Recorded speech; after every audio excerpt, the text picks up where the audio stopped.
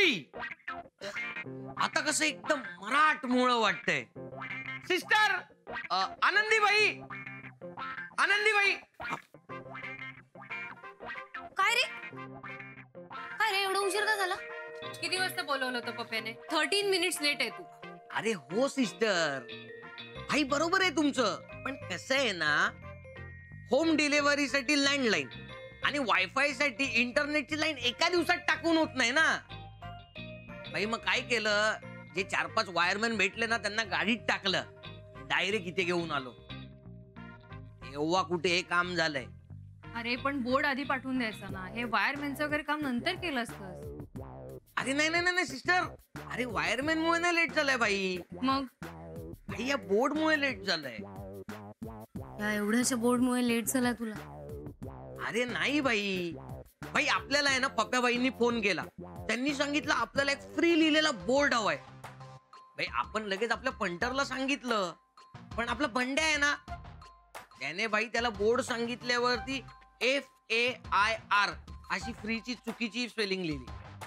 फेर भाई मग आपण आहे ना लोअर परळच्या पिंट्याला सांगितलं, मग त्याने भाई FRY अशी स्पेलिंग लिहिली. अरे फ्राय झालं हे. अरे हो ना भाई, अरे आपल्या डोक्याचं पण फ्राय झालं यांच्या नादात. मग भाई आपण एक बोर्ड आणला आणि आपण स्वतः शुद्ध मराठीत फ्री लिहून टाकलं. आता कसं एकदम परफेक्ट. फारच शुद्ध आहे रे तुझं मराठी. भाई आपण मराठीत वर्गात एकदम टॉप क्लास होतो. भाई पैकीच्या पैकी मार्क्स मिळायचे 42 आउट ऑफ 100. नाही, तुझ्यासारखे टॉपर असे हॉटेल समोरून फिरायला लागले ना, तर मग त्यांना कळणारच नाही हे काय लिहिलंय.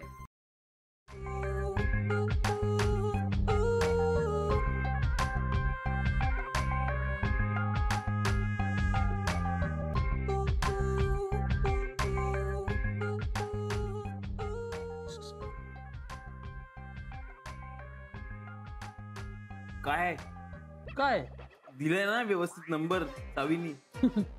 डूड, ही सावी आहे. ओके, पेज वरती, वेबसाईट वरती आणि ऍप वरती सगळीकडे हे नंबर गेले.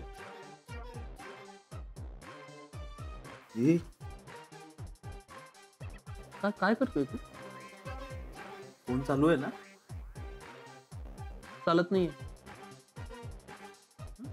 म्हणजे फोन इथे बसलाय शांत. तू सुद्धा त्या फोन कडून काहीतरी शिक आणि बस शांत. काम डाऊन.